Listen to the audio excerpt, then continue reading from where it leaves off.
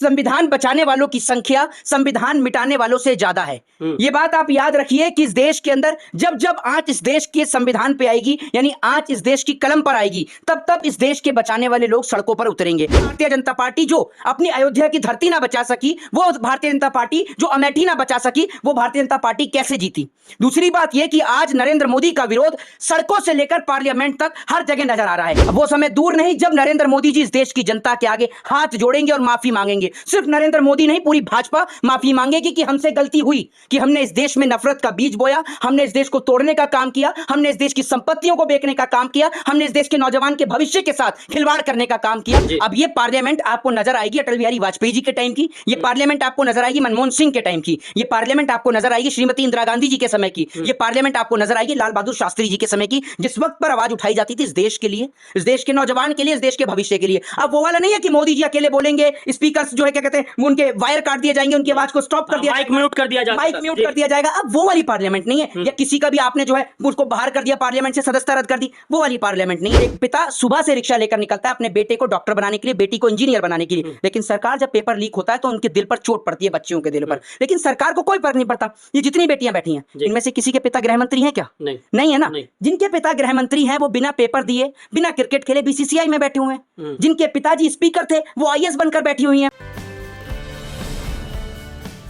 आदाब दोस्तों, मैं आपके साथ जफर सिद्दीकी, आप देख रहे हैं पीआरबी। जिस तरीके से आज 18वीं लोकसभा संसद का सत्र का पहला दिन था, लेकिन आज विपक्ष ने जो कुछ दिखाया वो पूरे देश के लोगों ने देखा। यानी कि विपक्ष के लोग आज संसद सत्र शुरू होने से ठीक पहले जो है संसद के बाहर बहुत सारे संविधान हाथ में लेकर तमाम जो विपक्ष सांसद है वो आए और हंगामा कर रहे थे कि हम संविधान को बचाएंगे। बातचीत करने के लिए हमारे साथ मौजूद है एडवोकेट मोहित शर्मा। कैसे देख रहे हैं जो तस्वीरें आई हैं आज? देखिए, आपको एक बात सीधे तौर पर बता दूं कि हाथ में आज संविधान की तख्तियों ने दिखा दिया कि संविधान बचाने वालों की संख्या संविधान मिटाने वालों से ज्यादा है। ये बात आप याद रखिए कि इस देश के अंदर जब जब आंच इस देश के संविधान पे आएगी, यानी आंच इस देश की कलम पर आएगी, तब तब इस देश के बचाने वाले लोग सड़कों पर उतरेंगे। और आज एक और जब नरेंद्र मोदी जी शपथ ले रहे थे, वहीं नरेंद्र मोदी जी इस्तीफा दो के नारे संसद के बाहर, पार्लियामेंट के बाहर लग रहे थे। और वो नारे लगाने वाले इस देश के नौजवान थे जिन्होंने वोट दिया भाजपा के खिलाफ और नरेंद्र मोदी को हटाने की पूरी कोशिश करी, लेकिन फिर भी ना जाने कैसे बेईमानी के दम पर, चोरी के दम पर, या डकैती के दम पर, या अधिकारियों के दम पर, ना जाने कैसे और किस दम पर भारतीय जनता पार्टी आज सत्ता में स्थापित है, ये बात कोई नहीं जानता। क्योंकि वो भारतीय जनता पार्टी जो अपनी अयोध्या की धरती ना बचा सकी, वो भारतीय जनता पार्टी जो अमेठी ना बचा सकी, वो भारतीय जनता पार्टी कैसे जीती।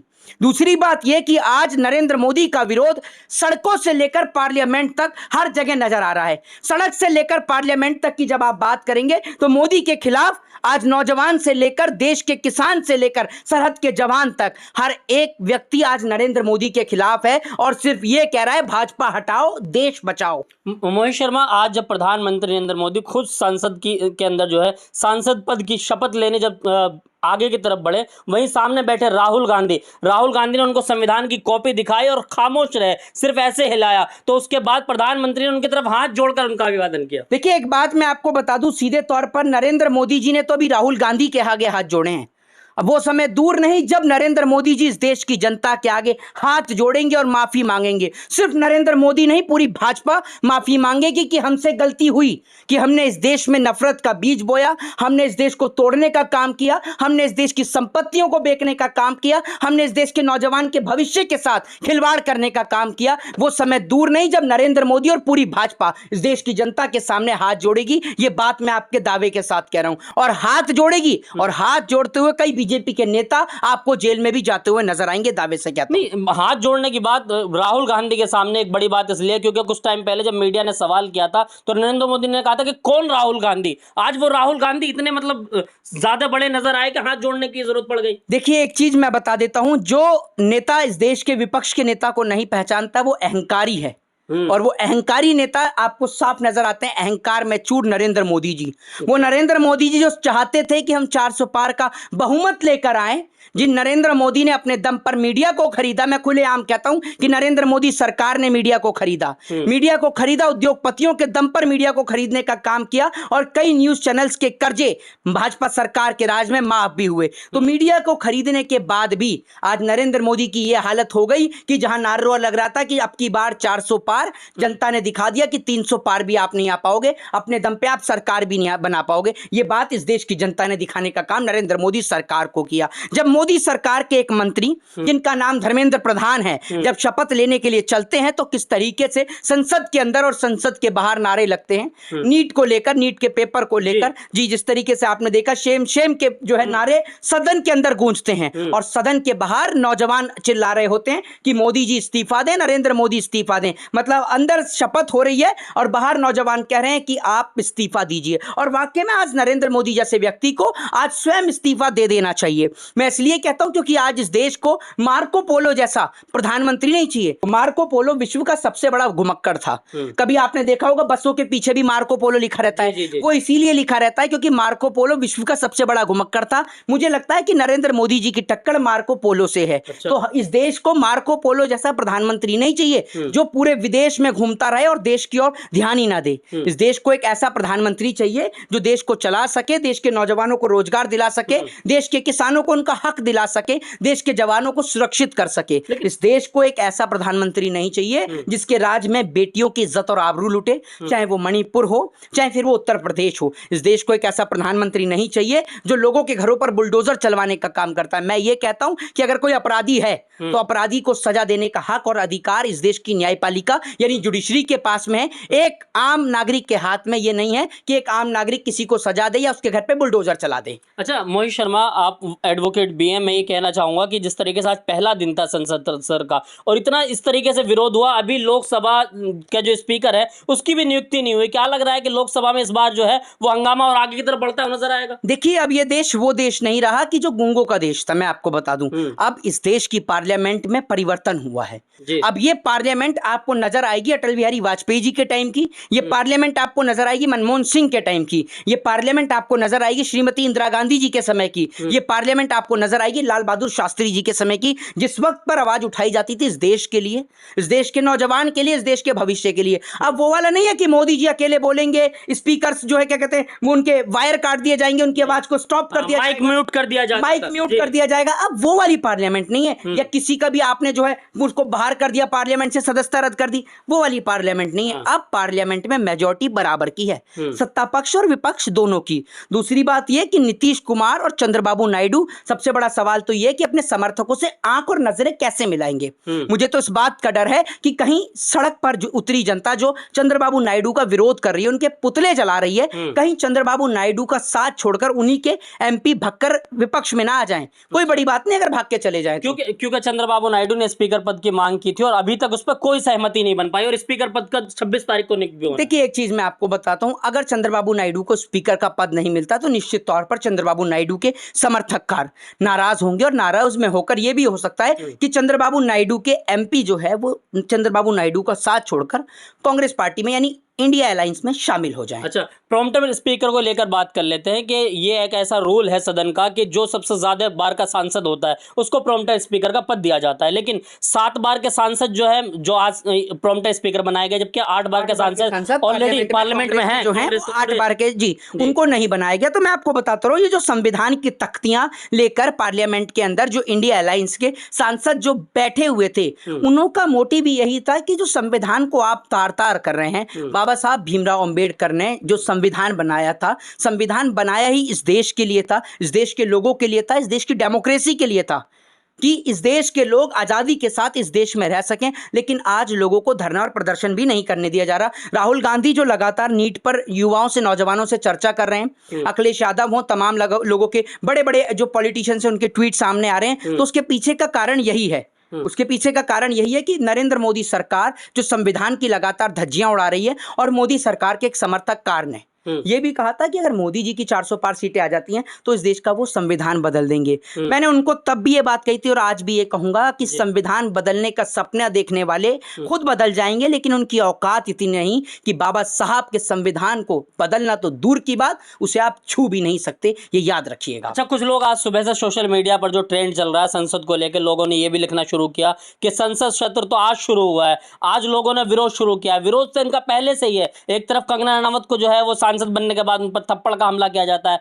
प्रधानमंत्री की गाड़ी पर जो है वो चप्पल का हमला किया जाता है। देखिए, जनता अब आक्रोश दिखा रही है। मैं आपको बता दूं, अब जनता ने शुरू किया है सड़कों पर आना। असल में क्या था कि दिल्ली का जंतर मंतर एक प्रोटेस्ट करने की बहुत बड़ी जगह थी। दिल्ली के जंतर मंतर पर आज प्रदर्शन प्रोटेस्ट नहीं करने दिया जाता। परमिशंस के लिए लोग कई कई महीनों का इंतजार करते हैं और तब जाके मुश्किलों से शायद परमिशन उनको मिल जाती है। मैं शायद लगा रहा हूँ उसमें भी परमिशन आप ये देख लीजिए कि उनका एक निश्चित समय होता है, आधे घंटे, 1 घंटे, 2 घंटे।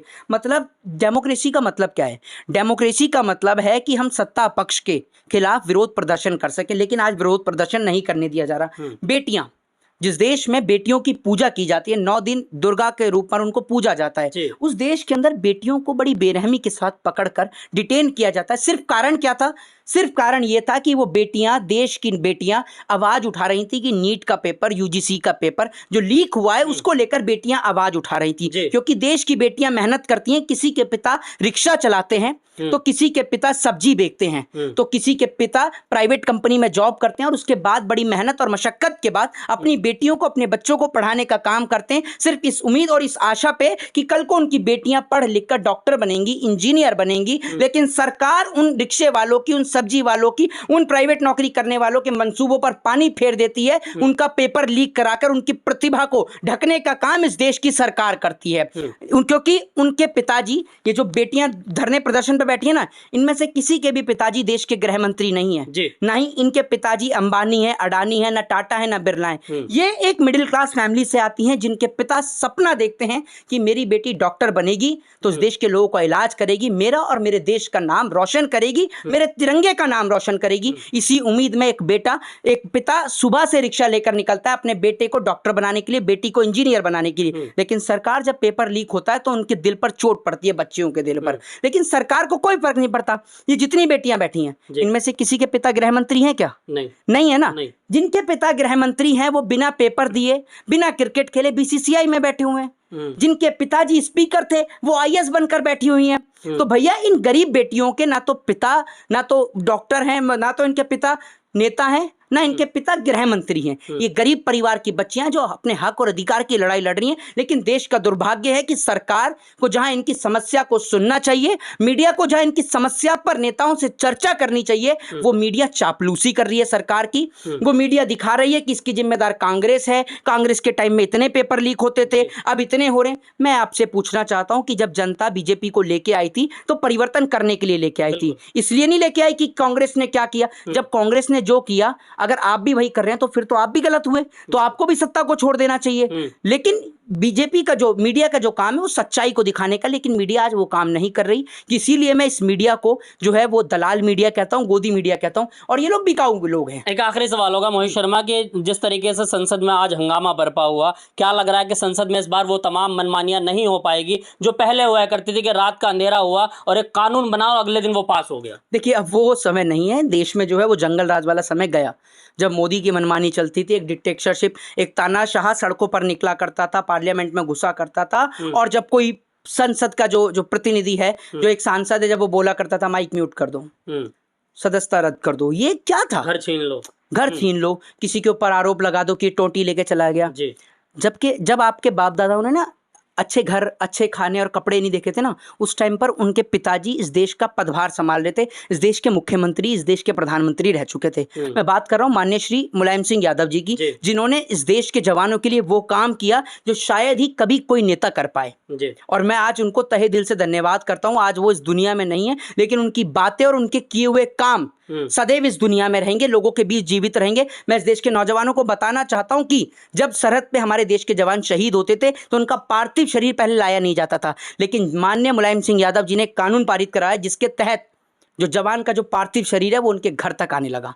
तो ये मुलायम सिंह यादव ने काम किया और आपने उनके बेटे के ऊपर आरोप लगाए कि ये टोटी चोरी कर रहे हैं। उनके पास इतना सब कुछ है, वो ऐसे नहीं है। कभी अखिलेश यादव ने ये नहीं कहा कि मैंने भीख मांगी है, मैंने चाय बेची, नहीं, उन्होंने ये कहा कि मैंने पढ़ाई करी और मैंने पढ़ाई करी तो आज देश की बेटियों के हाथ में भी लैपटॉप थमा रहा हूं। आप की तरह नहीं कि नौजवान को कहो कि पकौड़े तल लो, आपने चाय बेची तो चाय और पकौड़े का कॉम्बिनेशन बना रहे हो। उन्होंने पढ़ाई करी तो नौजवानों को पढ़ाने का संदेश दिया, ना कि चाय और पकौड़े का संदेश दिया। जय हिंद, जय भारत, वंदे मातरम। चलिए, बहुत बहुत शुक्रिया। एडवोकेट मोहित शर्मा हमारे साथ थे, तमाम सवालों के बेबाकी से जवाब दिए, अपनी बेबाकी के अंदाज से पहचाने भी जाते हैं। इन्होंने कहा कि अब संसद वो वाली संसद नहीं रही जो आवाराओं की संसद थी, यानी कि अब मनमानी नहीं चलेगी कि सरकार में सत्ता में बैठे लोग जो चाहें वो कर लें। अब संसद में मजबूत विपक्ष बैठा है और अब संसद जो है वो उस तरीके से चलेगी जैसा कि पिछले कभी किसी समय में चला करती थी। आप इनकी बातों से कितना सहमत है, अपना राय जरूर दें। देखते रहिए PRB।